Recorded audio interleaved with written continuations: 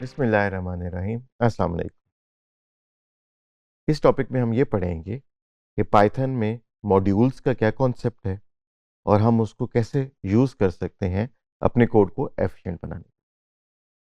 जैसे हमने पहले पढ़ा कि हम स्मॉल सेगमेंट्स ऑफ कोड को फंक्शंस बना के रख सकते हैं और उन फंक्शन को यूज़ कर सकते हैं। लार्जर पोर्शंस ऑफ कोड को हम मॉड्यूल्स बना के रख सकते हैं और लोग उन मॉड्यूल्स को इंपोर्ट करके अपने कोड के अंदर यूटिलाइज कर सकते हैं। पाइथन के पुरानी लैंग्वेजेस के ऊपर एक बड़ी स्ट्रेंथ ये है कि पाइथन में एक vast variety of modules available है जिनको हम इंपोर्ट करके अपने कोड के अंदर यूज़ कर सकते हैं। ख़ास तौर पे जब हम आर्टिफिशियल इंटेलिजेंस की बात करते हैं तो एआई के बहुत सारे बिल्ट इन मॉड्यूल्स पाइथन में मौजूद हैं जिनको हम इंपोर्ट करके यूज़ कर सकते हैं। तो एक मॉड्यूल एक ऐसी फाइल होती है जिसके अंदर पाइथन का कोड लिखा होता है, जिसको किसी ने बहुत अच्छे तरीके से डिज़ाइन करके और टेस्ट करके रखा होता है पाइथन के। हम उस फाइल को यानी उस मॉड्यूल को इंपोर्ट करते हैं इंपोर्ट के कीवर्ड से और फिर हम उसके अंदर मौजूद फंक्शंस को यूज़ कर सकते हैं। फॉर एग्जांपल हम मैथ की लाइब्रेरी को या मैथ के मॉड्यूल को इंपोर्ट करके मैथ के तमाम फंक्शंस के अंदर यूटिलाइज कर सकते हैं। तो इस तरह मैथ की लाइब्रेरी अवेलेबल है, मैथ का एक मॉड्यूल अवेलेबल है, रैंडम नंबर्स का एक मॉड्यूल अवेलेबल है, ऑपरेटिंग सिस्टम का एक मॉड्यूल अवेलेबल है जिसका नाम ओएस है, जिससे हम ऑपरेटिंग सिस्टम के साथ इंटरेक्शन कर सकते हैं। जब हम इंपोर्ट करते हैं तो हम एक smaller portion of the module भी इंपोर्ट कर सकते हैं और फाइनली हम कस्टम मॉड्यूल्स भी बना सकते हैं, यानी हम एक ऐसी फाइल बनाएं जिसके अंदर हम कोई फंक्शंस डिफाइन करें और फिर हम उसको एज अ मॉड्यूल अवेलेबल कर दें जिसको लोग इंपोर्ट करके अपने कोड के अंदर यूटिलाइज कर सकते हैं। तो हम चलते हैं जुपिटर नोटबुक के अंदर जिसमें हम पाइथन का कोड लिख के मॉड्यूल्स के कॉन्सेप्ट को और उनके इंपोर्ट करने के कॉन्सेप्ट को समझते हैं। इस जुपिटर नोटबुक के अंदर हमारे पास मॉड्यूल्स की और इंपोर्ट करने की कुछ एग्जांपल्स मौजूद हैं। तो पहले कोड सेल को अगर हम देखें तो यहाँ पे हमने क्या किया, हमने इंपोर्ट का कीवर्ड लिखा और उसके बाद एक मॉड्यूल का या एक लाइब्रेरी का नाम लिख दिया जिसका नाम है मैथ। ये स्टेटमेंट लिखने से मैथ की पूरी लाइब्रेरी जो है वो हमारे कोड में हमारी फाइल के अंदर अवेलेबल हो जाएगी और हम मैथ की लाइब्रेरी का कोई भी फंक्शन यूज़ कर सकते हैं। वो फंक्शन यूज़ करने के लिए हम ये डिफाइन करेंगे कि ये जो फंक्शन हम इस्तेमाल कर रहे हैं ये पर्टिकुलरली मैथ लाइब्रेरी का फंक्शन है। तो उसके लिए जब हम उसको यूज़ करेंगे तो पहले हम बताएंगे कि ये मैथ लाइब्रेरी है, उसके बाद डॉट का ऑपरेटर लिखेंगे और फिर फंक्शन का नेम लिखेंगे। एग्जाम्पल के तौर पे यहाँ पे हमने मैथ डॉट स्क्वायर रूट का एक फंक्शन यूज़ किया जिसके अंदर हमने 16 की वैल्यू पास की। अब स्क्वायर रूट का फंक्शन आप अपने प्रोग्राम में भी डिफाइन कर सकते हैं। तो आपके प्रोग्राम में जो स्क्वायर रूट का फंक्शन डिफाइंड होगा और मैथ की लाइब्रेरी में जो स्क्वायर रूट का फंक्शन डिफाइन होगा उन दोनों में फ़र्क कैसे होगा। तो अगर आपने स्क्वायर रूट का एक फंक्शन डिफाइन किया है और फिर आप उसको कॉल करते हैं स्क्वायर रूट लिख के तो आपका लोकल फंक्शन ही कॉल होगा। और अगर आप फंक्शन नेम से पहले लाइब्रेरी का नाम लिखते हैं और डॉट लगा देते हैं तो फिर मैथ लाइब्रेरी का स्क्वायर रूट का फंक्शन कॉल होगा। लिहाजा हम यहाँ पे देख सकते हैं कि हमने प्रिंट के अंदर मैथ डॉट स्क्वायर रूट का फंक्शन यूज़ किया।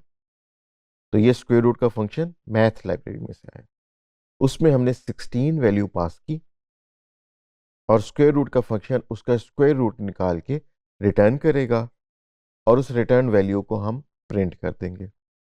इस कोड सेल को हम एग्जीक्यूट करके देखते हैं तो हमें आंसर मिला 4.0। यहाँ पे जो हमारी आउटपुट आई है वो एक फ्लोटिंग पॉइंट नंबर आई है, क्योंकि जब हम स्क्वायर रूट निकालते हैं तो अक्सर औकात स्क्वायर रूट की वैल्यू डेसिमल वैल्यू में आती है। दूसरा कॉन्सेप्ट जो हमने सीखा था वो ये था कि अगर हम पूरी लाइब्रेरी इंपोर्ट ना करना चाहें तो हम उस लाइब्रेरी में से एक फंक्शन को इंपोर्ट कर सकते हैं।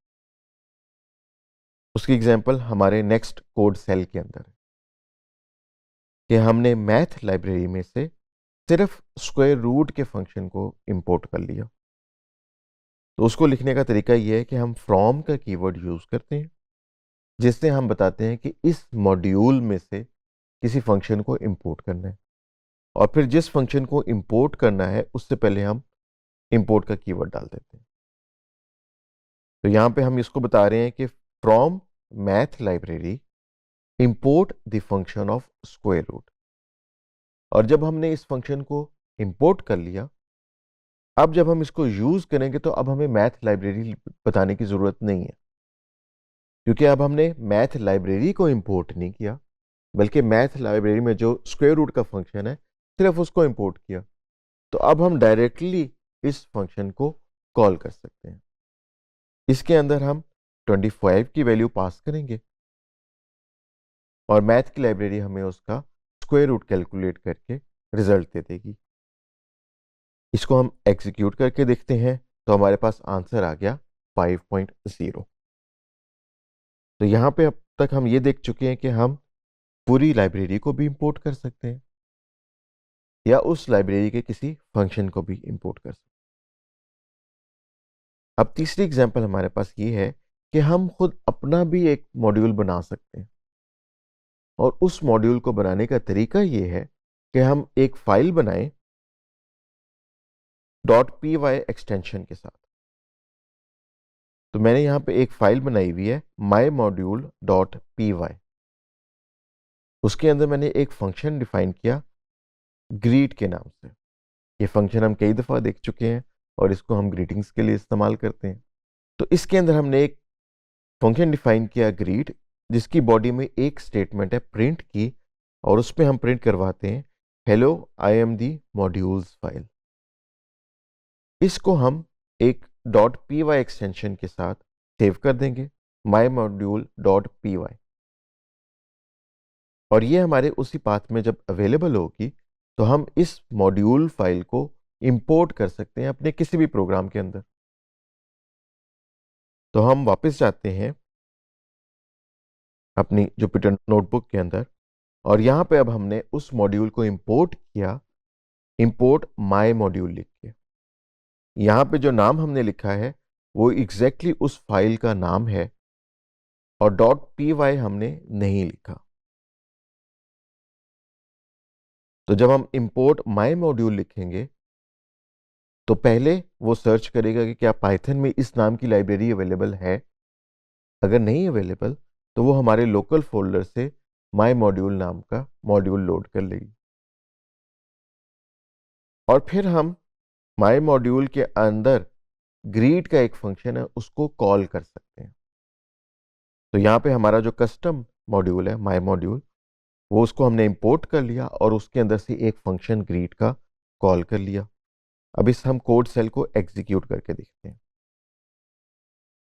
तो वो एग्जीक्यूट भी हो गया और हमारे पास वो ग्रीटिंग जो हमने कोड में लिखी थी वो प्रिंट हो गई। तो हम माय मॉड्यूल में दोबारा जाके देख लेते हैं। हमारे पास ग्रीट का फंक्शन है जिसके अंदर एक प्रिंट की स्टेटमेंट है, जिसमें हम hello I am the modules file print करते हैं। तो इससे हमें पता लगा कि अगर हम कस्टम मॉड्यूल्स बनाना चाहते हैं तो जो भी नाम हम रखना चाहते हैं उस फाइल का नाम रखते हैं, उसको .py की एक्सटेंशन रखते हैं, और उसके बाद फिर हम यहाँ पे अपने किसी भी कोड फाइल के अंदर उस मॉड्यूल को इंपोर्ट करके उसके अंदर फंक्शंस को यूज कर सकते हैं। इस माय मॉड्यूल लाइब्रेरी के अंदर हम मल्टीपल फंक्शंस डिफाइन कर सकते हैं, और फिर माय मॉड्यूल डॉट उस फंक्शन का नाम लिख के हम उस पर्टिकुलर फंक्शन को भी कॉल कर सकते हैं।